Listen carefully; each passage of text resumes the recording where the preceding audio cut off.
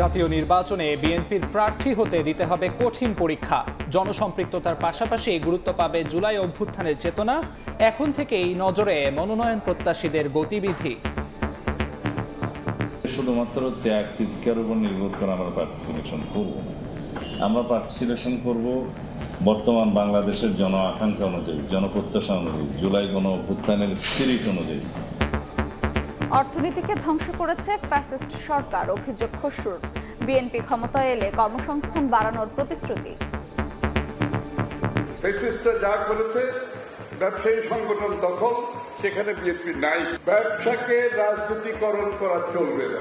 আমরা 18 মাসে 1 কোটি লোকের চাকরির ওয়াদা করেছি। দেখছিলেন প্রধান শিরোনাম। দুপুরের সময়ের সঙ্গে আছি আমি আমিরুল ইসলাম আলিফ এবং আমি আফরোজা মৌটুসী। এবার অন্যান্য শীর্ষ সংবাদ।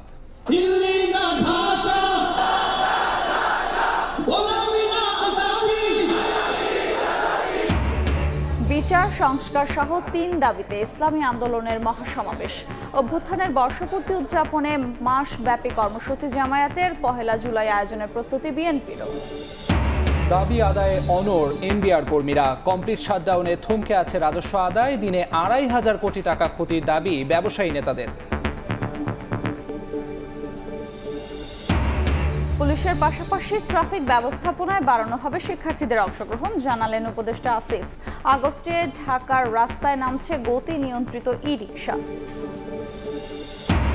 অপরাধে চড়াচ্ছেন আইন শৃঙ্খলা বাহিনীর চাকরিচ্যুত ও অবসরপ্রাপ্তদের কেউ কেউ। 8 মাসে রাজধানীতে অর্ধশত ডাকাতির ঘটনায় জড়িত 36 জন। আইনি ব্যবস্থার দাবি ডিএমপির।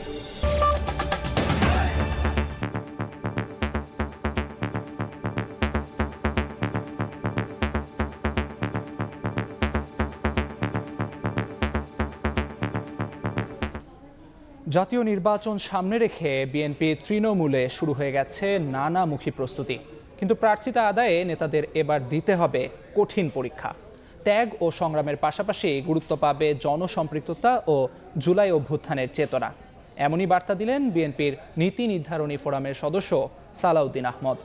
দলের টিকিট প্রত্যাশীদের গতিবিধি এখন থেকেই নজরে রাখা হচ্ছে বলেও জানান তিনি। আহমেদ সালেহিনের রিপোর্ট।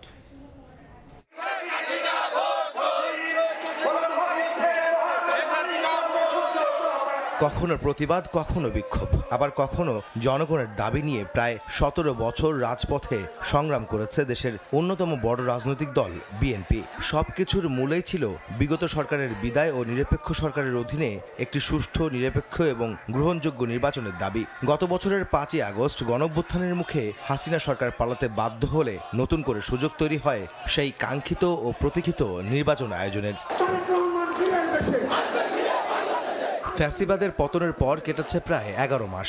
ভোটের প্রশ্নে নানা সমীকরণে আগামী ফেব্রুয়ারিতে শর্ত সাপেক্ষে নির্বাচনের সম্ভাব্য সময় বেছে নিয়েছে সরকার। যদিও রোডম্যাপ ঘোষণার আগেই দলীয় নেতাকর্মীদের নির্বাচনের প্রস্তুতি নেওয়ার নির্দেশ দেন বিএনপির ভারপ্রাপ্ত চেয়ারম্যান তারেক রহমান। আপনারা জাতীয় নির্বাচন অনুষ্ঠান যাতে অনুষ্ঠিত হয় তার প্রস্তুতি নিতে শুরু করুন।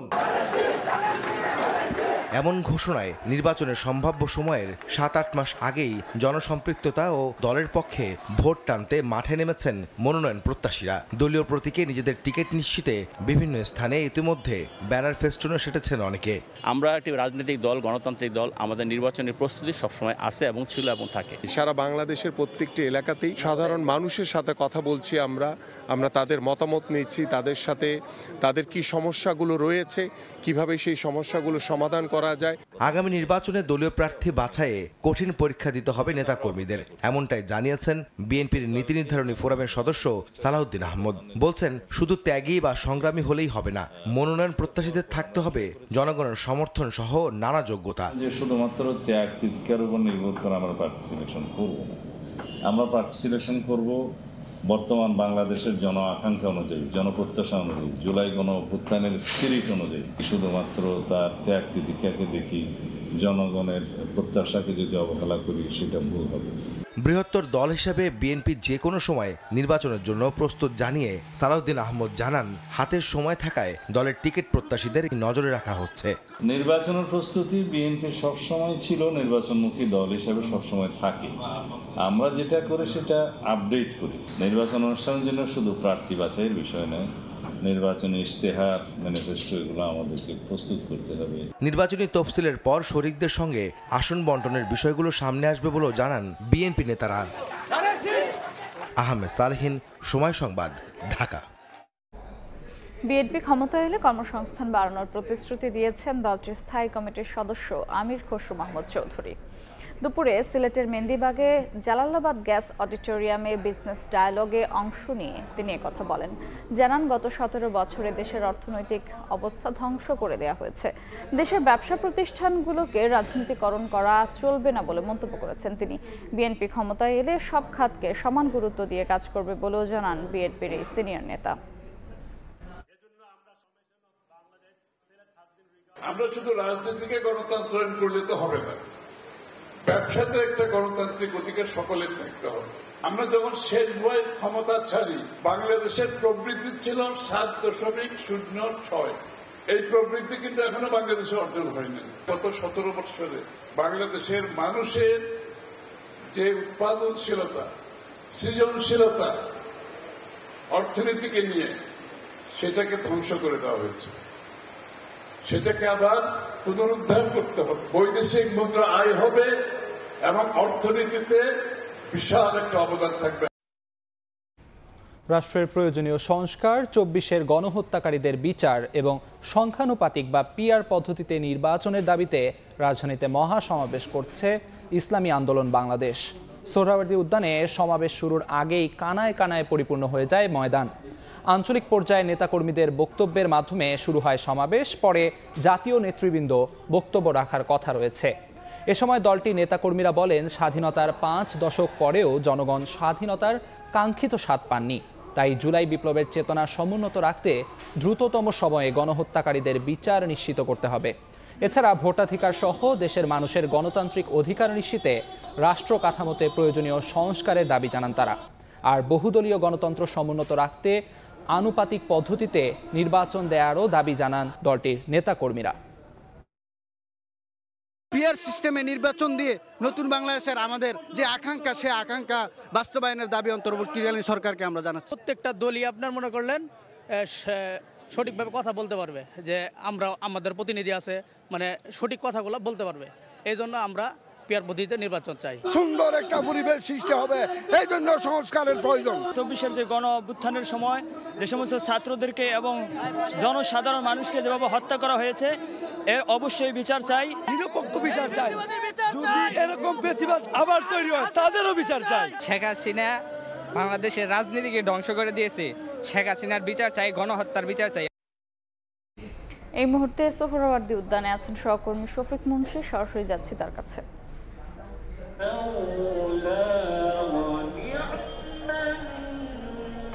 কিছুক্ষণ আগে পবিত্র কোরআনের তেলাওয়াতের মাধ্যমে কিন্তু আন্দোলন বাংলাদেশের মহাসমাবেশ সেটির শুভ সূচনা হয়েছে। আমরা জানি যে কিছুক্ষণ পরে কিন্তু দলটির শীর্ষ নেতৃবৃন্দ যারা আছেন তারা এই সোহরাওয়ার্দী উদ্যানে আসবেন এবং তারা তাদের নেতাকর্মীদের উদ্দেশ্যে গুরুত্বপূর্ণ বক্তব্য রাখবেন। আমরা যেটা জানি যে মূলত 3টি দফা দাবিকে সামনে রেখে আজকের এই মহাসমাবেশ আয়োজন করা হয়েছে। প্রথম যে দাবিটি তারা করছে সেটি হচ্ছে আগামী জাতীয় নির্বাচনে পিআর পদ্ধতিতে নির্বাচন সম্পন্ন করতে হবে। এরপর তারা চাচ্ছে যে এই আগামী জাতীয় নির্বাচনের আগেই প্রয়োজনীয় যে রাষ্ট্র সংস্কার আছে সেটি করতে হবে, অন্যথায় পুনরায় আসলে ফ্যাসিবাদের একটি উত্থান বাংলাদেশে ঘটতে পারে, এমনটাই কিন্তু এই দলটির পক্ষ থেকে দাবি করা হচ্ছে। তারা একই সাথে দাবি করছে যে 24-এর গণ অভ্যুত্থান চলাকালে যারা ছাত্র জনতার উপর নির্বিচারে হামলা চালিয়েছে এবং যারা গণহত্যার সাথে জড়িত ছিল তাদেরকে দ্রুত আইনের আওতায় আনতে হবে, তাদেরকে বিচার দৃশ্যমান করা লাগবে। এবং আজকের এই মহাসমাবেশ এই দুপুরে শুরু হওয়ার কথা থাকলেও ভোর থেকে কিন্তু আশেপাশের অনেক জেলা উপজেলা থেকে এই সোহরাওয়ার্দী উদ্যানে দলটির নেতাকর্মীরা আসতে শুরু করেন এবং আমরা কিন্তু দেখেছি যে সকাল 10টার আগেই কিন্তু এই সমাবেশ স্থলের অনেকখানি জুড়ে এই দলটির নেতাকর্মীরা তারা অবস্থান নেয় এবং সকাল 11টায় যখন এই মহাসমাবেশের প্রথম কার্যক্রম শুরু হয়, অর্থাৎ তৃণমূল পর্যায়ের যে নেতাকর্মীরা তারা বক্তব্য শুরু করে, তারপর পরে কিন্তু এই যে সোহরাওয়ার্দী উদ্যান আছে সেটি পরিপূর্ণভাবে লোকারণ্য হয়ে যায়। এবং আমরা দেখেছি এবং এখনো দেখতে পাচ্ছি যে বিষয়টি সেটি হচ্ছে দলের নেতাকর্মীরা কিন্তু তাদের যে দলীয় প্রতীক অর্থাৎ হাত পাখা সেটি প্রদর্শন করছে। তারা জাতীয় পতাকা এবং তাদের দলের যে পতাকা সেটি আসলে সবার হাতে হাতে শোভা পাচ্ছে। একই সাথে তারা কিন্তু নানা ধরনের প্লাকার্ড এনেছে এবং সেই প্লাকার্ডে তাদের দলীয় স্লোগান সহ আজ এই মহাসমাবেশের যে মূল 3টি দাবি সেই 3টি দাবিও কিন্তু তারা তাদের প্লাকার্ডে উপস্থাপন করেছে।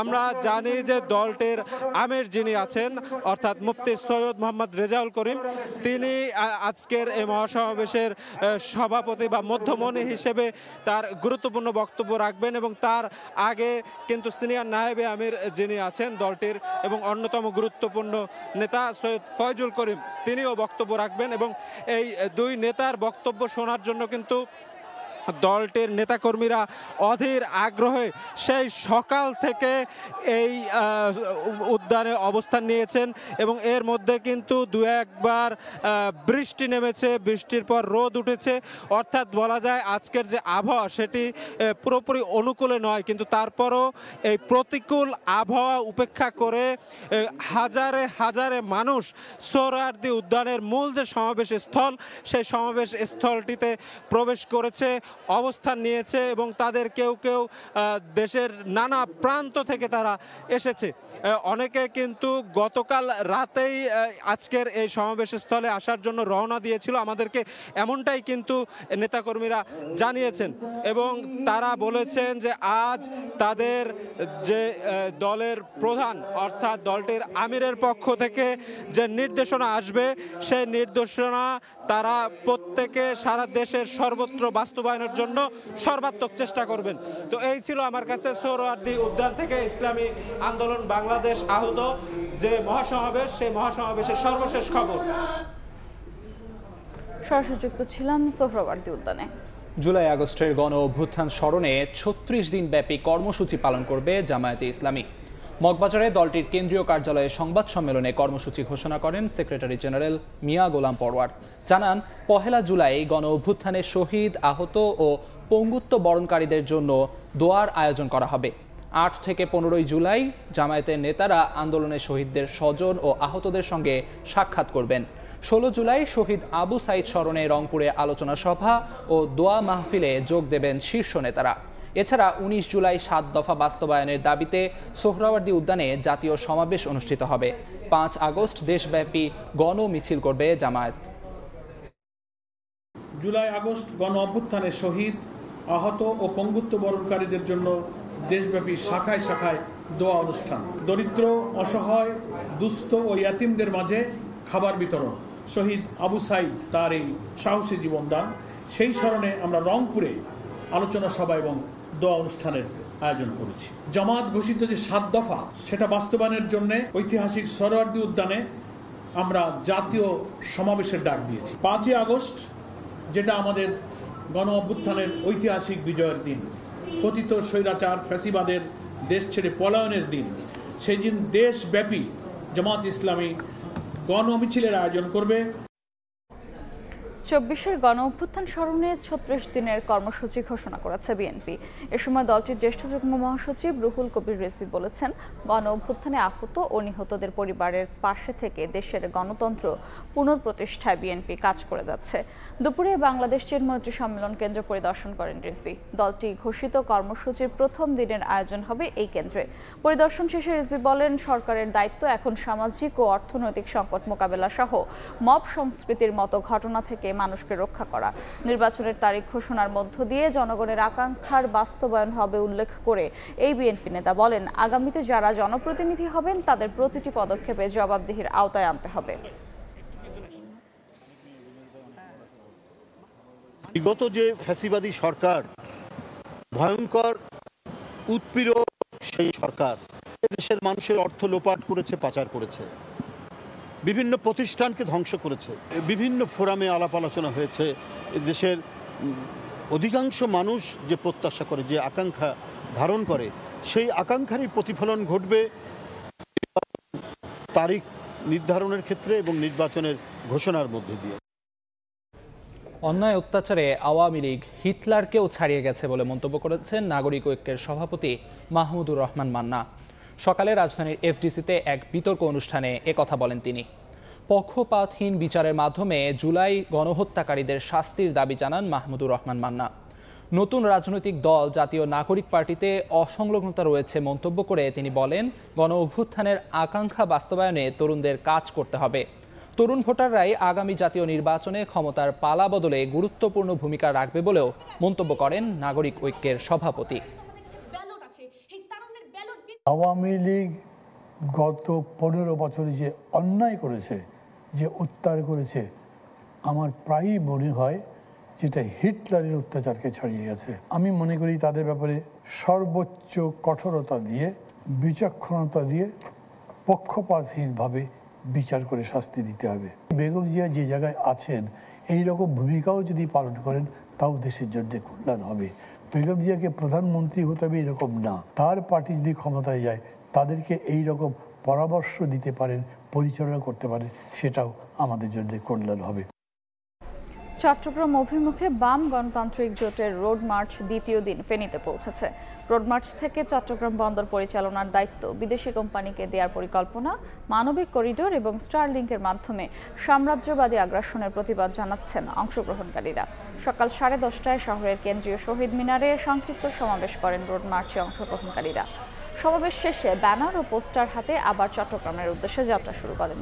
শুক্রবার সকালে জাতীয় প্রেস ক্লাব থেকে রোড মার্চ শুরু হয়। এদিকে রোড মার্চের সমর্থনে ব্রাহ্মণবাড়িয়ায় সংহতি সমাবেশ অনুষ্ঠিত হয়েছে। পরে সাম্রাজ্যবাদ বিরোধী দেশপ্রেমিক জনগণের ব্যানারে মিছিল বের করা হয়।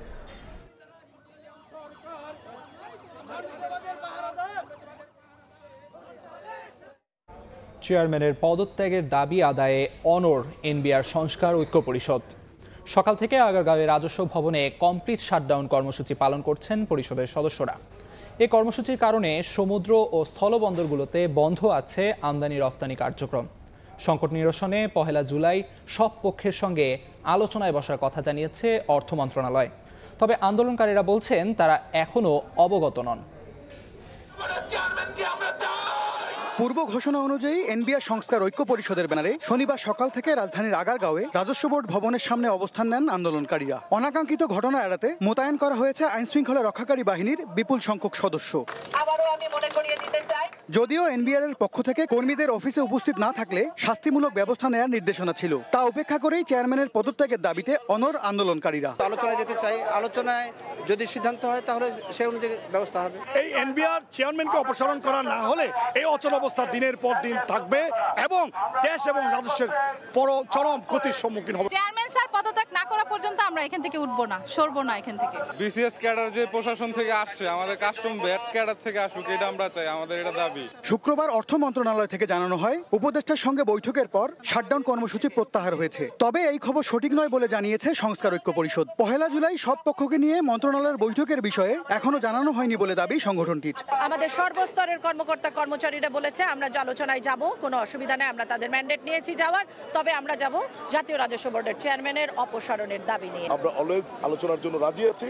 যদি প্রপারলি আমাদের কাছে মেসেজ আসে আমরা রেসপন্ড করবো বলে আশা করি। বাট আমাদের সার্বিক সবাই বসে সিদ্ধান্ত নেব, যেটা প্রেস ব্রিফিংয়ে কিছুটা রিফ্লেকশন পাবে। দেশ জুড়ে আঞ্চলিক দপ্তর ও কাস্টম হাউসগুলোতে কর্মসূচি পালন করায় অচল হয়ে পড়েছে রাজস্ব কার্যক্রম। চট্টগ্রামে বন্ধ আছে আমদানি রপ্তানি কার্যক্রম। 9:30 10 আমি এখানে ইন করছি, তো প্রত্যেকটি শাখায় গেলাম, সব শাখায় তালা মারা। কিন্তু আমাদের কার্যক্রমের খুব ব্যাঘাত দিচ্ছে, কারণ আমরা আসছি অ্যাসেসমেন্ট করার জন্য। আজকে কাস্টম তো এনবিআর সার্কুলার খোলা থাকার কথা, কিন্তু আমরা এসে দেখলাম যে সমস্ত কার্যক্রম, সমস্ত সেকশনগুলো বন্ধ। এদিকে স্থবির হয়ে আছে দেশের সবচেয়ে বড় স্থলবন্দর বেনাপোল। যাত্রী পরিবহন ছাড়া এখানেও আমদানি রপ্তানি কার্যক্রম বন্ধ। MS আরিফিন, সময় সংবাদ, ঢাকা। এই মুহূর্তে রাজধানীর আগারগাঁওয়ে এনবিআর ভবনের সামনে আছেন সহকর্মী MS আরিফিন। সরাসরি যাচ্ছি তার কাছে। সকাল থেকেই যেমনটি জানাচ্ছিলাম যে সকাল 9টা থেকেই এনবিআরের যে কর্মকর্তাদের পূর্ব ঘোষিত যে কর্মসূচি ছিল, অর্থাৎ এনবিআর প্রাঙ্গণের সামনে অবস্থান কর্মসূচি এবং একই সাথে লাগাতার শাটডাউনের যে কর্মসূচি সেটি কিন্তু তারা সকাল থেকে পালন করছেন। এবং সারা দেশের বিভিন্ন অঞ্চল থেকে কিন্তু এনবিআর সংশ্লিষ্ট যে সকল শুল্ক, ট্যাক্স ও কাস্টমসের কর্মকর্তারা রয়েছেন তারা কিন্তু সকাল থেকে এখানে এসে অবস্থান নিয়েছেন। এবং এনবিআর প্রাঙ্গণে তারা সকাল থেকেই যে বিষয়টি বারবার উচ্চারিত করছেন, তাদের এক দাবি বলে তারা দাবি করছেন যে এনবিআর চেয়ারম্যানের যে অপসারণের দাবি সেটি কিন্তু তারা যতক্ষণ না পর্যন্ত এই দাবি তাদের মেনে নেওয়া হচ্ছে, তারা কিন্তু তাদের এই শাটডাউন কর্মসূচি কিন্তু তারা পালন করে যাবেন বলেই কিন্তু তারা জানাচ্ছেন বারবারই। একই সাথে রোড মার্চ টু যে এনবিআর প্রাঙ্গণে সকলের অবস্থান, সেই অবস্থান নিয়েই কিন্তু তারা তাদের জোর দাবি বারবারই ব্যক্ত করছেন। যেমনটি জানিয়ে রাখতে চাই যে গতকাল এনবিআর এর পক্ষ থেকে নির্দেশনা দেওয়া হয় যে কর্মকর্তাদের যথাসময়ে অফিস পালন করার যে নির্দেশ সেটি কিন্তু উপেক্ষা করেই তারা এখানে দাঁড়িয়েছেন। একই সাথে অর্থ মন্ত্রণালয় থেকেও কিন্তু তাদের এই কর্মসূচি প্রত্যাহারের আহ্বান জানানো হয়েছিল। তারা বলছেন যে এই খবরটি সঠিক নয়, কেননা তাদেরকে এই কর্মসূচি প্রত্যাহারের আহ্বান সম্পর্কে কিন্তু তাদেরকে কোনোভাবেই অবহিত করা হয়নি। এবং তারা যে ব্যানারটিতে, অর্থাৎ এনবিআর সংস্থার ঐক্য পরিষদের যে নেতাকর্মীদের ব্যানারে এই আন্দোলনটি হচ্ছে, তাদের কিন্তু ডাকা হয়নি এবং তাদেরকে সম্পৃক্ত করা হয়নি বলে তারা দাবি করছেন। এবং যে কারণেই কিন্তু তারা এই কর্মসূচিটি চালিয়ে যাচ্ছেন। এবং তারা বলছেন যে যদি তাদের ন্যায্য দাবি এবং এই যৌক্তিক সংস্কারের যে বিষয়টি, এই বিষয়টি নিয়ে তারা আলোচনার জন্য তারা টেবিল উন্মুক্ত রেখেছেন, কিন্তু তাদেরকে ডাক দেওয়া না হয়, তাদের সঙ্গে না বসা হওয়ার কারণেই কিন্তু তারা এই কর্মসূচি পালন করছেন। তারা বলছেন যে যতক্ষণ না পর্যন্ত তাদেরকে ডেকে নেওয়া হবে এবং তাদেরকে নিয়ে বৈঠকে বসানো হবে, তারা কিন্তু এই বিষয়টিকে কিন্তু তারা এগিয়ে নিতে চাচ্ছেন। তো একই সাথে বলতে চাই যে সকাল থেকে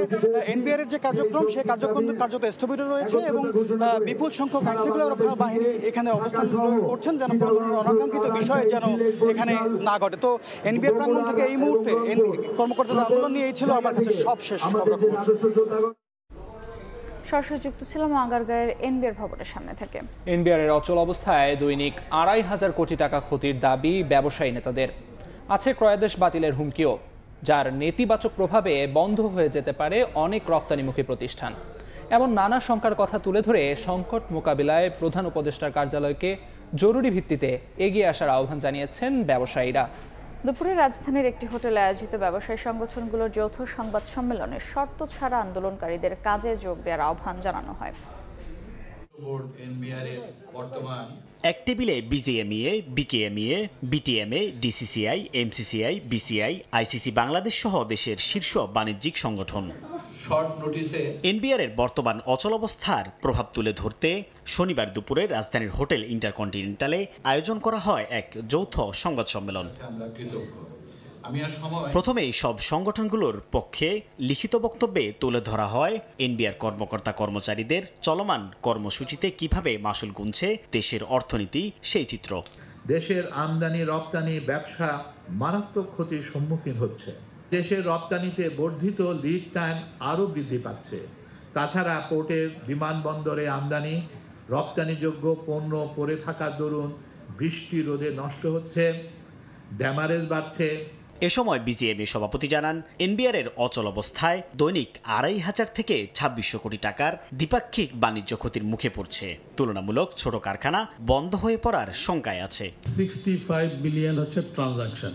এটাকে যদি আপনি কর্মদিবস দিয়ে ভাগ করেন 300 দিন, তো রাফলি প্রতিদিন হলো 2,500 থেকে 2,600 কোটি টাকার মতো।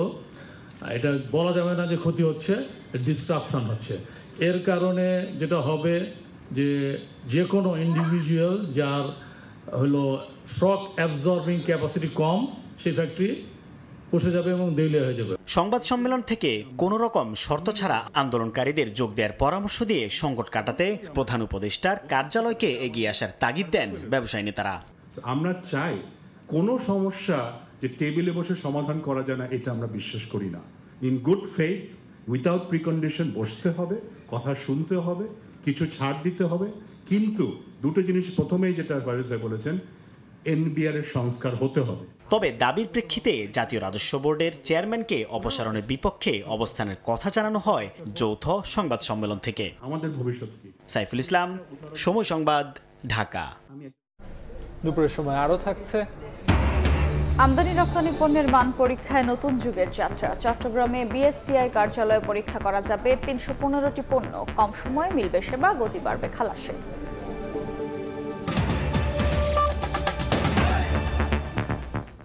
ঢাকার রাস্তায় সড়ক দুর্ঘটনার বেশিরভাগ ক্ষেত্রেই দায়ী করা হয় ব্যাটারি চালিত অটোরিকশাকে। অবৈধ এসব রিকশার লাগাম টানতে নতুনভাবে রাস্তায় নামছে গতি নিয়ন্ত্রিত ই রিকশা। ইতোমধ্যে চালু হয়েছে প্রশিক্ষণ কার্যক্রম। ঢাকা উত্তর সিটি কর্পোরেশনে কর্মশালার উদ্বোধনী অনুষ্ঠানে স্থানীয় সরকার উপদেষ্টা আসিফ মাহমুদ সজীব ভূঁইয়া জানান, আগস্টের প্রথম সপ্তাহে ঢাকার রাস্তায় নামছে গতি নিয়ন্ত্রিত ই রিকশা। বলেন, পুলিশের পাশাপাশি ট্রাফিক ব্যবস্থাপনায় বাড়ানো হবে শিক্ষার্থীদের অংশগ্রহণ। রাজধানীর রাস্তায় প্রায় প্রতিদিনই ঘটছে সড়ক দুর্ঘটনা। এর পেছনে বেশিরভাগ ক্ষেত্রে দায়ী ব্যাটারি চালিত দ্রুতগতির রিকশা। এবার ব্যাটারি চালিত রিকশা দৌরাত্ম্য কমাতে আগস্টের প্রথম সপ্তাহে ঢাকার রাস্তায় নামবে গতি নিয়ন্ত্রিত এইসব ই রিকশা। শনিবার দুপুরে ঢাকা উত্তর সিটি কর্পোরেশনে আয়োজিত ই রিকশার মাস্টার ট্রেনারদের প্রশিক্ষণ কার্যক্রমের উদ্বোধন ঘোষণা করেন স্থানীয় সরকার উপদেষ্টা আসিফ মাহমুদ সজীব ভূঁইয়া। এ সময় তিনি বলেন, ঢাকা দক্ষিণ সিটির পল্টন ও ধানমন্ডি এলাকা এবং উত্তর সিটির উত্তরায় প্রাথমিকভাবে চলবে বুয়েটের তৈরি 3 চাকার এইসব ই রিকশা। দুইটা জোনে আমরা নির্দিষ্ট সংখ্যক ওটা অ্যাসেসমেন্ট করবে আমাদের দুই সিটি কর্পোরেশন, নির্দিষ্ট সংখ্যক অটোরিকশার মাধ্যমে শুরু করব এবং এটা কখনোই আনলিমিটেড হবে না। এখন যেরকম কোনো নিয়ম নেই, তো আপনি চাইলেই কালকেও 10,000 রিকশা ঢুকে দিতে পারবেন ঢাকায়। অনুষ্ঠানে উত্তর সিটির প্রশাসক মোহাম্মদ ইজাজ বলেন, ই রিকশা চালু হবার পর ওইসব এলাকা থেকে অনুমোদনবিহীন রিকশা ধীরে ধীরে সরিয়ে দেওয়া হবে। নিরাপদ সড়ক এটা তো মানুষের অধিকার এবং এটার সাথে জীবন জড়িত। সুতরাং যেই বাহনগুলো এখন এই টেসলার নামে প্রতিদিন বাজারে আসছে, মাঠে আসছে, এটা তো মানুষের জনস্বাস্থ্য এবং জীবনের সাথে হুমকির সম্মুখীন। সুতরাং এটাকে আমরা কিভাবে প্র্যাগমেটিক্যালি ফেজ আউট করতে পারি, সেই প্রচেষ্টাই কিন্তু দীর্ঘ 8 মাস যাবত বিভিন্ন সময় করা হয়েছে, আপনারা দেখেছেন। প্রথম ধাপে 300 প্রশিক্ষণার্থীকে ই রিকশা বিষয়ক প্রশিক্ষণ দেওয়া শুরু হয়েছে। পরবর্তীতে তারা চালকদের প্রশিক্ষণ দিবেন। শাহিন আলম, সময় সংবাদ, ঢাকা। অন্তর্বর্তী সরকারের প্রধান উপদেষ্টা ডক্টর মোহাম্মদ ইউনূসের 86তম জন্মদিন আজ। 1940 সালের 28 জুন চট্টগ্রামের হাটহাজারীর বথুয়া গ্রামে জন্মগ্রহণ করেন তিনি। 1.5 দশক ধরে তার জন্মদিনকে বৈশ্বিকভাবে পালন করা হয় সামাজিক ব্যবসা দিবস হিসেবে। তবে তার জন্মদিনে থাকছে না কোনো সরকারি আয়োজন বা আনুষ্ঠানিকতা। ডক্টর মোহাম্মদ ইউনূস বাংলাদেশের একমাত্র নোবেল বিজয়ী অর্থনীতিবিদ। তিনি চট্টগ্রাম বিশ্ববিদ্যালয়ের অর্থনীতি বিভাগে শিক্ষক ছিলেন। অধ্যাপক ইউনূস ক্ষুদ্র ঋণ অর্থনৈতিক ব্যবস্থার জনক হিসেবে বিশ্বে সমাদৃত। গ্রামীণ ব্যাংকের প্রতিষ্ঠাতা তিনি। ডক্টর ইউনূস ও গ্রামীণ ব্যাংক যৌথভাবে 2006 সালে নোবেল শান্তি পুরস্কার লাভ করেন। এছাড়াও বিশ্ব খাদ্য পুরস্কার সহ বহু জাতীয় ও আন্তর্জাতিক পুরস্কার পেয়েছেন তিনি। 5 আগস্ট ছাত্র জনতার অভ্যুত্থানে শেখ হাসিনা ক্ষমতাচ্যুত হয়ে দেশ ছেড়ে যাওয়ার পর 8 আগস্ট অন্তর্বর্তী সরকারের প্রধান উপদেষ্টা হিসেবে দায়িত্ব নেন ডক্টর ইউনূস। তার নেতৃত্বে বর্তমান সরকারের অধীনে সংবিধান, জনপ্রশাসন ও নির্বাচন ব্যবস্থায় সংস্কার কার্যক্রমের মাধ্যমে রাষ্ট্র কাঠামোর সংস্কার কাজ চলমান রয়েছে। অপরাধ চক্রে জড়িয়ে পড়ছেন আইনশৃঙ্খলা বাহিনীর চাকুরিচ্যুত সদস্য ও অবসরপ্রাপ্তদের কেউ কেউ। গত 8 মাসে রাজধানীতে 47টি ডাকাতির ঘটনায় এমন 36 জনের নাম এসেছে। তাদের মধ্যে গ্রেফতার হয়েছেন 15 জন। আছে বর্তমান সদস্য ও তাদের সোর্সদের নামও। কেউ অপরাধে জড়ালে কঠোর ব্যবস্থা নেওয়ার হুঁশিয়ারি দিয়েছে ডিএমপি। সাইফুল ইসলামের ছবিতে বিস্তারিত মাসুদুর রহমানের রিপোর্টে।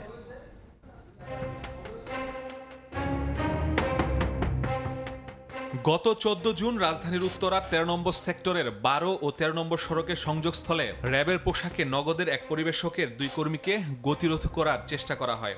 র্যাব দেখে দৌড়ে পালাতে গেলে তাদের ধরে ফেলে সঙ্গে থাকা 1,08,00,000 টাকা ভর্তি ব্যাগ ছিনিয়ে নেয়। প্রকাশ্যে এমন ঘটনা ঘটলেও র্যাব ভেবে এগিয়ে যাননি কেউ। র্যাবের লোক আছে, রাস্তা থেকে বাড়ি থেকে ছিনতাইকারী দাবা নিয়েছে। বুঝতে পারি মানুষ খালি দেখছে, কিন্তু বুঝতে পারি না। পরে তদন্তে নেমে ঘটনায় জড়িত ৫ জনকে গ্রেপ্তার করে পুলিশ। উদ্ধার করা হয় নগদ ২২ লাখ টাকা। জানা যায় চাকরিচ্যুত পুলিশ ও সেনা সদস্যের নেতৃত্বে হয় এই ডাকাতি। ভুক্তভোগী জানালেন ডাকাতরা তার ব্যবসার সব পুঁজি নিয়ে গেছে। দ্রুত লুণ্ঠিত টাকা উদ্ধারের দাবি তার। আমার এখন নগদকে সার্ভিস দিতেও আমার কষ্ট হচ্ছে, আমি কষ্ট করেই সার্ভিস দিচ্ছি। দ্রুত এটা ধরতে পারেন আর কি, আমি সেটাই আশা করছি। গত মার্চে ধানমন্ডিতে যৌথ বাহিনী সেজে বাসা থেকে প্রায় ৩৬ লাখ টাকা ও স্বর্ণালংকার লুট করে ডাকাতরা। মামলা সূত্রে জানা যায় এতে জড়িত আইন শৃঙ্খলা বাহিনীর সাবেক ও বর্তমান ১১ সদস্য। ৫ জন গ্রেপ্তার হলেও বাকিরা পলাতক। উদ্ধার করা যায়নি লুণ্ঠিত মালামাল। গত জানুয়ারিতে রাজধানীর গুলশানে একটি বাসা থেকে যৌথ বাহিনী পরিচয়ে ৬০ ভরি স্বর্ণালংকার ও ৩৪ লাখ টাকা লুট করা হয়। একই মাসে গুলশানের ওয়েস্টিন হোটেলের উল্টো পাশে এক মানি এক্সচেঞ্জ ব্যবসায়ীর ১ কোটি টাকা লুট করা হয়। এই দুই ঘটনায় আইন শৃঙ্খলা বাহিনীর ৬ জনের সম্পৃক্ততা পাওয়া গেলেও গ্রেফতার হয়েছেন একজন। উদ্ধার হয়নি লুণ্ঠিত মালামাল। গত বছরের অক্টোবরে মোহাম্মদপুরে যৌথ বাহিনী সেজে একটি বাসা থেকে ৭০ ভরি স্বর্ণালংকার ও ৭৫ লাখ টাকা লুট করা হয়। এ ঘটনায় চাকরিচ্যুত এক লেফটেন্যান্ট কর্নেল সহ ১১ জন আইন শৃঙ্খলা বাহিনীর সদস্যের নাম আসলেও গ্রেফতার হয়েছে ৫ জন। উদ্ধার হয়েছে মাত্র ১৭ লাখ টাকা। এসব ঘটনায় আইন শৃঙ্খলা বাহিনীর সদস্যরা জড়িত থাকায় কথা বলতেও ভয় পান ভুক্ত। সাধারণ আসামি না, পুলিশের লোক আছে, জিএর লোক আছে, আর্মির লোক আছে। আমার বিরুদ্ধে আতঙ্ক কাজ করে, টাকা পয়সা করে। গত ৮ মাসে রাজধানীতে ৪৭টি ডাকাতির ঘটনা ঘটেছে। বেশিরভাগ ক্ষেত্রে ডাকাতরা পরিচয় ব্যবহার করেছে আইন শৃঙ্খলা বাহিনীর, আবার অনেক ঘটনায় আইন শৃঙ্খলা বাহিনীর সম্পৃক্ততাও পাওয়া গেছে। এখন প্রশ্ন উঠেছে, আইন শৃঙ্খলা বাহিনীর সম্পৃক্ত জন্যই কি এসব মামলার সুরাহা করতে পারছে না আইন শৃঙ্খলা বাহিনী? ডাকাতির ঘটনায় আইন শৃঙ্খলা বাহিনীরা জড়ালে আসামি গ্রেফতার ও লুণ্ঠিত মালামাল উদ্ধারে কঠোর হওয়ার পরামর্শ অপরাধ বিশ্লেষকের। যেখানেই সে চাকরি করুক, সেখানে যদি কোনো সুযোগ সুবিধা সে এখনো চলমান থাকে সেটাকে বন্ধ করা, তার বিরুদ্ধে দৃষ্টান্তমূলক সাজা এবং তিনি যে ধরনের অবসরকালীন যে সুযোগ সুবিধা পেয়েছেন সেটাকে বাজেয়াপ্ত করে রাষ্ট্রীয় কোষাগারে এটাকে নিয়ে যাওয়া। গত ৮ মাসে রাজধানীতে ডাকাতির ঘটনায় আইন শৃঙ্খলা বাহিনীর ৩৬ সদস্য ও সোর্সের নাম এসেছে। এর মধ্যে গ্রেফতার হয়েছেন ১৫ জন। ডিএমপির দাবি কেউ অপরাধে জড়ালে নেওয়া হচ্ছে আইনি ব্যবস্থা। ২-১ জন বা আংশিক গ্রেফতার করার আমরা আত্মতুষ্টিতে ভুগছি তা না, এটা একটা চলমান প্রক্রিয়া এবং যারা এসব ঘটনা ঘটানোর পরে গা ঢাকা দিয়ে থাকে তাদের আইনের আওতায় নিয়ে আসার জন্য আমাদের প্রচেষ্টা সেটা অব্যাহতই আছে। আইন শৃঙ্খলা বাহিনীর পরিচয়ে কেউ অভিযানে আসলে 999 বা নিকটস্থ থানায় ফোন করে নিশ্চিত হওয়ার পরামর্শ ডিএমপির। মাসুদুর রহমান, সময় সংবাদ, ঢাকা। পিরোজপুরে প্রতিপক্ষের হামলায় এক ইউপি সদস্য ও তার ভাইয়ের স্ত্রী নিহত হয়েছেন। এ ঘটনায় জখম হয়েছেন ওই ইউপি সদস্যের স্ত্রী। স্থানীয়রা জানান, বিবাহ বহির্ভূত সম্পর্কের জেরে ইন্দুরকানী উপজেলার চন্ডীপুর ইউনিয়নের ২ নম্বর ওয়ার্ড ইউপি সদস্য শহীদুল ইসলামের সঙ্গে প্রতিবেশী ইউনুসের বিরোধ চলছিল। শুক্রবার রাত ১২টার দিকে শহীদুলের বাড়িতে হামলা চালায় ইউনুস ও তার ৫ সহযোগী। এ সময় দেশীয় অস্ত্র দিয়ে শহীদুল, তার স্ত্রী রেহানা ও ভাইয়ের স্ত্রী মৌকুলিকে কুপিয়ে জখম করা হয়। এতে ঘটনাস্থলেই মারা যান শহীদুল ও মৌকুলি বেগম। গুরুতর অবস্থায় রেহানাকে উদ্ধার করে জেনারেল হাসপাতালে ভর্তি করা হয়। জড়িতদের আইনের আওতায় আনার কথা জানিয়েছে পুলিশ। ধারণা করছি যে এখানে নির্বাচন একটা বিষয় ছিল আর পারিবারিক একটা বিষয় ছিল এবং দলীয় কোন্দল সব মিলিয়ে আমরা এতক্ষণ এটি বুঝতে পারছি। কোনো আটক এ পর্যন্ত হয়েছে কিনা বা কোনো কিছু? আমরা আসামি মানে অলরেডি আমরা শনাক্ত করেছি কারা এই হত্যাকাণ্ড ঘটিয়েছে। আমরা অভিযান চালাচ্ছি। দুপুরের সময় আরও থাকছে। ইসরায়েলি হামলায় নিহত শীর্ষ সামরিক কর্মকর্তাদের জানাজায় তেহরানে মানুষের ঢল। আলোচনায় রাজি না হলে ইরানে ফের হামলা চালানোর হুঁশিয়ারি ট্রাম্পের।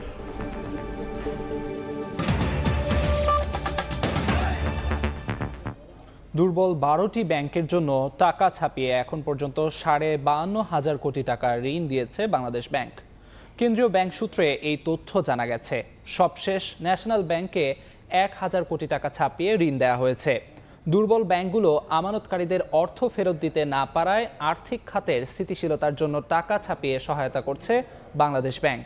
যদিও নতুন গভর্নর দায়িত্ব নেওয়ার পর টাকা না ছাপানোর প্রতিশ্রুতি দিয়েছিলেন। সুশাসন প্রতিষ্ঠায় দুর্বল এসব ব্যাংকের পরিচালনা পর্ষদ ভেঙে দেওয়া হয়েছে। সরকারের ওপর ক্রমাগত বাড়ছে বৈদেশিক ঋণ পরিশোধের চাপ।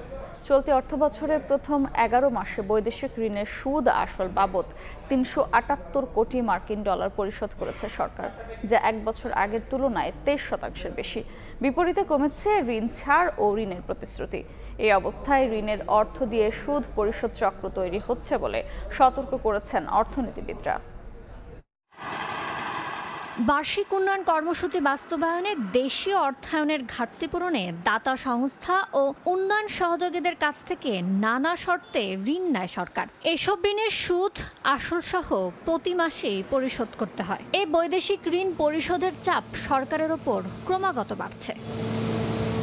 অর্থনৈতিক সম্পর্ক বিভাগ ইআরডির তথ্য, চলতি অর্থ বছরের প্রথম 11 মাস অর্থাৎ জুলাই থেকে মে মাসে বৈদেশিক ঋণের সুদ ও আসল বাবদ সরকার 378 কোটি মার্কিন ডলার পরিশোধ করেছে, যা গত অর্থ বছরের একই সময়ের তুলনায় 23% বেশি। সরকার এই বাবদ যে অর্থ ব্যয় করেছে তার মধ্যে ঋণের আসল 238 কোটি ডলার এবং সুদ 140 কোটি ডলার। যখন বৈদেশিক ঋণ কমে যাবে এবং একই সঙ্গে আমাদের যে এই বিপুল পরিমাণে ঋণের বোঝা রয়েছে সেটা পরিশোধ করতে হবে, সেই সময় আসলে কিন্তু এক ধরনের ইমব্যালেন্স তৈরি হবে এবং এতে করে আমাদের যে ফরেন এক্সচেঞ্জ রিজার্ভ সেটার উপর চাপ তৈরি হবে। যেহেতু ঋণ পরিশোধের পরিমাণ বাড়ছে, তার মানে হলো যে আসলে যতটুকু অর্থ আসছে এই ঋণের অর্থ আবার ঋণ পরিশোধেই চলে যাচ্ছে, এরকম একটা কিন্তু চক্র তৈরি হচ্ছে। তো সেটার থেকে আমাদের সাবধান থাকতে হবে। এদিকে বিদেশি ঋণ পরিশোধ বাড়লেও কমেছে বিদেশি ঋণ ছাড় ও ঋণের প্রতিশ্রুতি। চলতি অর্থ বছরের প্রথম 11 মাসে বিদেশি ঋণ ছাড় হয়েছে 560 কোটি ডলার, যা আগের অর্থ বছরের একই সময়ে ছিল 702 কোটি ডলার। একই সময়ে নতুন ঋণের প্রতিশ্রুতি এসেছে 548 কোটি ডলারের, যদিও গত অর্থ বছরের একই সময়ে ঋণের প্রতিশ্রুতি এসেছিল 792 কোটি ডলারের। বিগত কয়েক বছর ধরেই বিদেশি ঋণ গ্রহণে সতর্ক হওয়ার পরামর্শ দিচ্ছেন অর্থনীতিবিদরা। ইয়ানু শিফাত, সময় সংবাদ, ঢাকা। তৈরি পোশাক ও প্রক্রিয়াজাত খাদ্যের পর এবার স্থলপথে বাংলাদেশ থেকে 9 ধরনের পণ্য আমদানিতে নিষেধাজ্ঞা দিল ভারত। সবগুলো পণ্যই পাট ও পাটজাত। তবে মহারাষ্ট্রের নভসেবা সমুদ্র বন্দর দিয়ে এসব পণ্য আমদানি করতে পারবেন ব্যবসায়ীরা। দেশটির বৈদেশিক বাণিজ্য অধিদপ্তর এক বিজ্ঞপ্তিতে এ তথ্য জানিয়েছে। চলতি বছরের মে এপ্রিল মাসে কয়েক ধাপে বাংলাদেশের পণ্যের ওপর বন্দর নিষেধাজ্ঞা জারি করেছিল ভারত। মে মাসে তৈরি পোশাক ও প্রক্রিয়াজাত খাদ্যপণ্যে সীমাবদ্ধতা আসে, আর 9 এপ্রিল মধ্যপ্রাচ্য ও ইউরোপগামী পণ্যের ট্রান্সশিপমেন্ট সুবিধাও তুলে নেয় দেশটি। এরই ধারাবাহিকতায় এবার বাংলাদেশ থেকে বোনা কাপড়, পাট ও সুতার পণ্য আমদানিতে নতুন করে নিষেধাজ্ঞা জারি করেছে ভারত। দেশটির বৈদেশিক বাণিজ্য অধিদপ্তর ডিজিএফটি শুক্রবার এক বিজ্ঞপ্তিতে জানিয়েছে, এসব পণ্য এখন থেকে ভারত বাংলাদেশ সীমান্তের স্থলবন্দর দিয়ে নয়, শুধু মহারাষ্ট্রের নবসেবা সমুদ্র বন্দর দিয়ে আমদানি করা যাবে। তবে বাংলাদেশ থেকে নেপাল ও ভুটানগামী ট্রানজিট পণ্যের ক্ষেত্রে এই নিষেধাজ্ঞা প্রযোজ্য হবে না। টেক্সটাইল বাজারে বড় প্রতিযোগী বাংলাদেশ। 2023-24 অর্থ বছরে দুই দেশের মধ্যে মোট বাণিজ্য ছিল 12.9 বিলিয়ন ডলার। এর মধ্যে ভারতের রপ্তানি 11.46 বিলিয়ন ডলার এবং বাংলাদেশ থেকে আমদানি 2 বিলিয়ন। ভারতীয় গণমাধ্যমের দাবি, এই নিষেধাজ্ঞার প্রভাব পড়তে পারে সীমান্ত ব্যবসা ও বাংলাদেশের রপ্তানি খাতে। নাদিম মারজান, সময় সংবাদ। আমদানি রপ্তানি পণ্যের মান পরীক্ষায় নতুন যুগে প্রবেশ করল বিএসটিআই এর চট্টগ্রাম বিভাগীয় কার্যালয়। সকালে প্রতিষ্ঠানটির নতুন 10তলা ভবন উদ্বোধন করেন শিল্প উপদেষ্টা। আগে 92টি পণ্য পরীক্ষা হলেও এখন হচ্ছে 315টি। এতে কম সময়ে সেবা নিশ্চিতের পাশাপাশি বন্দরের পণ্য খালাসে গতি বাড়বে বলে জানান সংশ্লিষ্টরা। অনেক বিশ্বাসের ক্যামেরায় শফিকুল আলমের রিপোর্ট। চট্টগ্রাম বন্দরে আসা মাত্র 92টি পণ্যের মান পরীক্ষা করা হতো বিএসটিআই কার্যালয়ে। কাজের ধীরগতির পাশাপাশি আমদানি রফতানিকারকদের যেতে হতো ঢাকায়। এমন বাস্তবতায় দীর্ঘদিনের জটিলতা কাটিয়ে অবশেষে চট্টগ্রাম নগরীর আগ্রাবাদে নির্মিত হলো 10তলা নতুন বিএসটিআই ভবন। এখন থেকে বৈদ্যুতিক ও প্রকৌশল পণ্য, খাদ্য ও কৃষিজাত পণ্য সহ মোট 315টি পণ্যের মান পরীক্ষা করা যাবে এখানে। শনিবার সকালে গণঅভ্যুত্থানের শহীদ ফয়সাল আহমদের মাকে নিয়ে ভবনটির উদ্বোধন করেন শিল্প উপদেষ্টা আদিলুর রহমান। তিনি বলেন, নতুন ভবন চালু হওয়ায় আমদানি রপ্তানি বাণিজ্যে গতি আসবে। বিএসটিআই এর এই 10তলা বিশিষ্ট আধুনিক ল্যাবরেটরি সমৃদ্ধ ভবন স্থাপন হচ্ছে একটা গুরুত্বপূর্ণ পদক্ষেপ। এটা চট্টগ্রামের শিল্প বাণিজ্যকে বিশ্বব্যাপী প্রতিযোগিতায় এগিয়ে নেবে বলে এবং তার অধিকার রক্ষা করবে বলে আমরা মনে করি। এর আগে ভবনের বিভিন্ন ল্যাব পরিদর্শন করেন উপদেষ্টা। বিএসটিআই মহাপরিচালক জানান, কম সময়ে সেবা নিশ্চিতের পাশাপাশি গতি বাড়বে পণ্য খালাসেও। অত্যাধুনিক মেশিনপত্রগুলো সংযোজিত হয়েছে। আমরা আশা করি ঢাকামুখী যে কার্যক্রম সেটা আমাদের বহুলাংশে হ্রাস পাবে। আমরা ক্রমান্বয়ে এই প্রতিষ্ঠানটিকে আরও একটি প্রতিষ্ঠান হিসাবে আমরা স্বীকৃতি দিতে চাই। প্রকল্পটি ব্যবহৃত হয়ে আমাদের এই চিটং তথা দেশের বিভিন্ন উন্নয়নে যে ভূমিকা রাখবে। বিএসটিআই এর নান্দনিক 10 তলা নতুন ভবন নির্মাণে ব্যয় হয়েছে 8 কোটি টাকা। শফিকুল আলম, সময় সংবাদ, চট্টগ্রাম। দেশের বাইরের খবর, প্রয়োজনে ইরানে আবারও হামলা চালানো হবে বলে হুঁশিয়ারি দিয়েছেন মার্কিন প্রেসিডেন্ট ডোনাল্ড ট্রাম্প। হোয়াইট হাউসে এক সংবাদ সম্মেলনে তিনি একথা বলেন। এ সময় ইরানের পরমাণু স্থাপনাগুলোতে আন্তর্জাতিক প্রতিনিধিদের পরিদর্শনের দাবি তোলেন তিনি। যুদ্ধ থামলেও সব ধরনের প্রস্তুতি নিয়ে সেনাদের সোচ্চার থাকার আহ্বান জানিয়েছেন ইসরায়েলি প্রতিরক্ষামন্ত্রী কাটস। এদিকে ইসরায়েলি হামলায় নিহত শীর্ষ সামরিক কর্মকর্তাদের জানাজায় তেহরানে মানুষের ঢল নেমেছে। শোক সমবেদনায় ইসরায়েলি হামলায় নিহতদের স্মরণ করলেন ইরানিরা। শনিবার তেহরানের রাস্তায় ঢল নামে শোকাহত হাজারো মানুষের। ইসরায়েলি হামলায় নিহত ইরানের সামরিক বাহিনীর শীর্ষ কর্মকর্তা ও বিজ্ঞানীদের জানাজায় অংশ নেন ইরানের প্রেসিডেন্ট মাসুদ পেজেশকিয়ান, ছিলেন বাহরাইন, ইরাক সহ কয়েকটি আরব দেশের প্রতিনিধিরাও। যুদ্ধ থামলেও থেমে নেই ইরান ইসরায়েল উত্তেজনা। কূটনৈতিক পর্যায়ে এখনো দুই দেশের মধ্যে চলছে রেষারেষি। ইসরায়েলের প্রতিরক্ষামন্ত্রী ইসরায়েল কাটস সেনাবাহিনীকে নির্দেশ দিয়েছেন এনফোর্সমেন্ট প্ল্যান তৈরি করতে, ইসরায়েলের আকাশ নিয়ন্ত্রণ ধরে রাখা, ইরানের পারমাণবিক ও ক্ষেপণাস্ত্র কর্মসূচি থামানো এবং সন্ত্রাসী কর্মকাণ্ডে ইরানের সহায়তার জবাব দেওয়ার জন্য এই পরিকল্পনা বলে জানান তিনি। এই যুদ্ধের জেরে ইরানের পরমাণু সংস্থাগুলোতে আন্তর্জাতিক পরিদর্শনের দাবি তুলেছেন প্রেসিডেন্ট ডোনাল্ড ট্রাম্প। হোয়াইট হাউসে এক সংবাদ সম্মেলনে তিনি বলেন, আন্তর্জাতিক পরমাণু সংস্থা কিংবা যুক্তরাষ্ট্রের সংস্থাগুলোর পরিদর্শন ছাড়া ইরানের সঙ্গে ভবিষ্যৎ কোনো সমঝোতা সম্ভব নয়। ইরানের বিরুদ্ধে প্রয়োজন হলে ফের বোমা হামলার হুমকি দেন ট্রাম্প। বলেন, ইরান যদি আবার উচ্চমাত্রার ইউরেনিয়াম সমৃদ্ধ করে তাহলে নতুন করে হামলার প্রশ্নে কোনো দ্বিধা থাকবে না। এদিকে ইরানের সর্বোচ্চ ধর্মীয় নেতা আয়াতুল্লাহ আলী খামেনি এই হামলাকে যুক্তরাষ্ট্রের মুখে চপেটাঘাত বলে উল্লেখ করলে ক্ষুব্ধ প্রতিক্রিয়া দেখান ট্রাম্প। বলেন, তিনি ইরানের ওপর থেকে নিষেধাজ্ঞা তুলে নেয়ার একটি পরিকল্পনায় কাজ করছিলেন, কিন্তু খামেনির আক্রমণাত্মক বিবৃতি পাওয়ার পরপরই সব স্থগিত করেন। ফারহাদ চৌধুরী, সময় সংবাদ। যুক্তরাষ্ট্রের জন্মসূত্রে নাগরিকত্ব আইন বাতিলে প্রেসিডেন্টের সিদ্ধান্তের উপর স্থগিতাদেশ দেওয়ার ক্ষমতা সীমিত হল নিম্ন আদালতের। শুক্রবার মার্কিন সর্বোচ্চ আদালতের দেয়া এই আদেশের পর আবারও জন্মসূত্রে নাগরিকত্ব আইন বাতিলের উদ্যোগের কথা জানিয়েছে ট্রাম্প প্রশাসন। যুক্তরাষ্ট্র থেকে হাসানুজ্জামান সাকির রিপোর্ট। চলতি বছর জানুয়ারিতে ক্ষমতা নেয়ার পর মার্কিন প্রেসিডেন্ট ডোনাল্ড ট্রাম্প বিভিন্ন ইস্যুতে কয়েকশো সিদ্ধান্ত নেন এবং নির্বাহী আদেশ জারি করেন। এর মধ্যে বিতর্কিত ও স্পর্শকাতর ছিল যুক্তরাষ্ট্রের জন্মসূত্রে নাগরিকত্ব বাতিলের আদেশ। ট্রাম্পের এই আদেশের পর নিম্ন আদালত তার স্থগিতাদেশ দেন। শুক্রবার সুপ্রিম কোর্টের দেয়া এক রায়ে মার্কিন প্রেসিডেন্টের বিভিন্ন আদেশ স্থগিতে নিম্ন আদালতের বিচারকদের ক্ষমতা সীমিত করা হয়েছে। সুপ্রিম কোর্ট জানান, প্রেসিডেন্টের আদেশের উপর ডিস্ট্রিক্ট কোর্টের বিচারকরা দেশ জুড়ে স্থগিতাদেশ দিতে পারবেন না।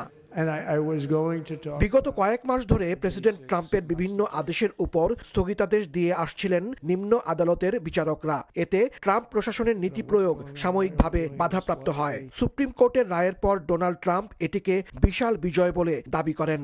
বলেন, তিনি এখন তার প্রশাসনের পরিকল্পনাগুলো বাস্তবায়নে এগিয়ে যাবেন। যুক্তরাষ্ট্রে ভ্রমণে এসে সন্তান জন্ম দেওয়ার ঘটনা ঘটছে অহরহ। এসব ক্ষেত্রে হাসপাতালের চিকিৎসা খরচও বহন করতে হয় না। সংবিধান অনুযায়ী জন্ম নেয়া শিশুটি মার্কিন নাগরিকত্ব লাভ করে। হাসানুজ্জামান সাকি, সময় সংবাদ, ফ্লোরিডা, যুক্তরাষ্ট্র। ফিলিপিন্সের দক্ষিণ উপকূলে 6.1 মাত্রার শক্তিশালী ভূমিকম্প আঘাত এনেছে। মার্কিন যুক্তরাষ্ট্রের ভূতাত্ত্বিক জরিপ সংস্থা জানায়, শনিবার ভূমিকম্পটি দাভাও অক্সিডেন্টাল প্রদেশের কাছাকাছি এলাকা থেকে প্রায় 70 কিলোমিটার দূরে 101 কিলোমিটার গভীরে আঘাত হানে। এতে তাৎক্ষণিক কোনো হতাহত বা ক্ষয়ক্ষতির খবর পাওয়া যায়নি। সুনামির সতর্কতাও জারি করা হয়নি। রিং অফ ফায়ারের কাছে অবস্থান হওয়ায় ফিলিপিন্সে প্রায়ই ভূমিকম্প হয়ে থাকে।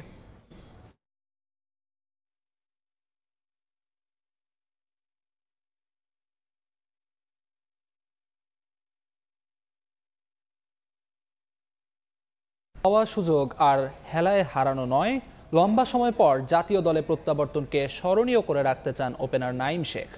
সাদা পোশাকে সিরিজ হারলেও ওয়ানডেতে জিততে চান। ইনজুরি কাটিয়ে দীর্ঘদিন পর দলে ফেরা তাসকিন আহমেদও দেখছেন সিরিজ জয়ের স্বপ্ন। দলে মোস্তাফিজ ফেরায় লঙ্কানদের বিপক্ষে পেস ডিপার্টমেন্ট দারুণ কিছু করবে বলে বিশ্বাস ঢাকা এক্সপ্রেসের। অপেক্ষাটা 5 বছরের, অবশেষে দীর্ঘ বিরতির পর আবারও রঙিন পোশাকে প্রত্যাবর্তনের পথে নাঈম শেখ। নাঈম ওয়ানডেতে সবশেষ খেলেছেন 2020 সালে। ঘরোয়া লিগে টানা পারফর্ম করে এবার আস্থা অর্জন করেছেন নির্বাচকদের। যদিও তামিম ইমনের মাঝে বাহাতি ওপেনারের একাদশে জায়গা পাওয়াটা একটু কঠিন, তবে তিনি ভাবতে চান না এত কিছু নিয়ে। অপেক্ষা কেবল একটা সুযোগের। ঘরোয়া লিগে পারফর্ম করেও জাতীয় দলের জার্সিতে ব্যর্থ বিজয়। পারবেন তো নাঈম? আমি আমার 100% দিয়ে চেষ্টা করছি প্রিপেয়ার্ড হওয়ার জন্য। এখন অপরচুনিটি আসছে, কাজে লাগবে ইনশাল্লাহ। জেতার প্রত্যাশা থাকবে, আর কোনো প্রত্যাশা নেই। শ্রীলঙ্কা যেতে এদিন মেয়ে স্ত্রীকে নিয়ে এয়ারপোর্টে হাজির তাসকিন আহমেদ। বরাবরের মতো সঙ্গী বাবাও। বিমানবন্দরে ঢুকতেই ভক্তদের ভালোবাসায় সিক্ত হয়েছেন টাইগার পেসার। দীর্ঘদিনের ইনজুরি কাটিয়ে দলে ফেরা তাসকিন স্বপ্ন বুনছেন সবার প্রত্যাশা পূরণে। অনেক এক্সাইটেড। আজকে বের হওয়ার সময় অনেক ভালো লাগতেছে যে মাঝখানে প্রায় 3 মাসের মতো খেলার সুযোগ হয়, খেলতে পারি নাই। হ্যাঁ, তো এখন ভালো লাগছে যে আল্লাহর কাছে শুকরিয়া যে আমি আবার দলে ফিরলাম। অ্যাজ এ টিম ম্যান আমি আমার দলের জয়ের পিছনে ভূমিকা রাখতে চাই এবং আমি এক্সাইটেড যে, আর ইনশাল্লাহ আমার বিশ্বাস আমরা সিরিজ জিতবো। আগামী ওয়ানডে বিশ্বকাপে সরাসরি খেলতে 2027 সালের 31 মার্চের মধ্যে র্যাঙ্কিংয়ে সেরা 7-এ থাকতে হবে বাংলাদেশকে, যার পরিকল্পনা শুরু লঙ্কা সিরিজ দিয়ে। যদিও সম্প্রতি এই ফরম্যাটেও ঢুকছে বাংলাদেশ, সেরা ছন্দে নেই পেস ডিপার্টমেন্টও। তবে তাসকিন এই সিরিজে আশার আলো হিসেবে দেখছেন স্কোয়াডে তার ও মুস্তাফিজের ফেরাকে। এক্সপিরিয়েন্স ম্যাটার, এটা আসলে কেনা যায় না, এটা সময়ের ব্যাপার। আর বাকি যারাও খেলছে দেয়ারও ভেরি গুড প্রসপেক্ট, একটু সময়ের ব্যাপার, তারাও ইমপ্রুভ করবে। আর আশা করি ওডিআই টি20তে ভালো কিছু। আর আমাদের ওই ট্রানজিশন পিরিয়ডটা আশা করি খুব দ্রুতই কেটে যাবে। একদিন বিশ্রাম নিয়ে শ্রীলঙ্কায় রোববার থেকে শুরু হবে বাংলাদেশের ওয়ানডে দলের অনুশীলন। তামিম হোসেন, সময় সংবাদ, ঢাকা। এ পর্যায়ে শীর্ষ সংবাদগুলো জানিয়ে দিচ্ছি আরেকবার। নির্বাচনে বিএনপির প্রার্থী হতে দিতে হবে কঠিন পরীক্ষা। জনসম্পৃক্ততার পাশাপাশি গুরুত্ব পাবে জুলাই অভ্যুত্থানের চেতনা। ক্ষমতা এলে কর্মসংস্থান বাড়ানোর প্রতিশ্রুতি নেতাদের।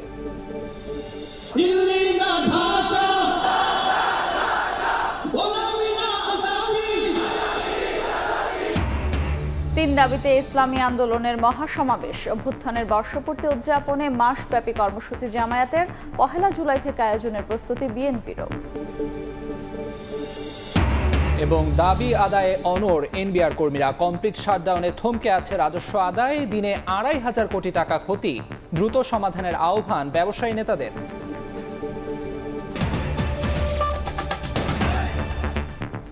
এই ছিল দুপুরের সময়। সঙ্গে থাকুন সময়ের।